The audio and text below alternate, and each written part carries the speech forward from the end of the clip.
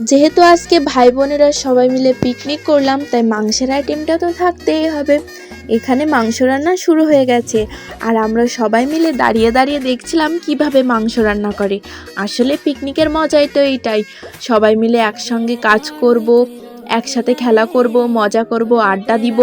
আমরা এর ভেতরে জুতো তলাতুলি খেলেছি, আবার বুড়ির চোও খেলেছি। তারপরে এসে দেখি মাংসের মশলাটা কষানো হচ্ছে, তাই তো দাঁড়িয়ে দাঁড়িয়ে সবাই দেখছিলাম। দেখো এখানে মাংসের সকল মশলা দিয়ে কি সুন্দরভাবে কষানো হচ্ছে। এখানে সুন্দর একটা স্মেলও বেরোচ্ছিল, আর দেখতেও কত সুন্দর লাগছে।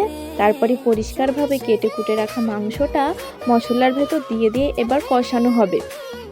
ভালো করে কষানোর পর এটা জল দেওয়া হবে। সে তো আমরা সে পর্যন্ত ছিলাম না, আমি বোনেরা আবার খেলা করতে গিয়েছিলাম, তাই তার পরের ভিডিও নিতে পারিনি। এসে দেখি লাবানো হচ্ছে, মাংস হয়ে গেছে। টাটা বন্ধুরা, আজকে এই পর্যন্ত, সবাই ভালো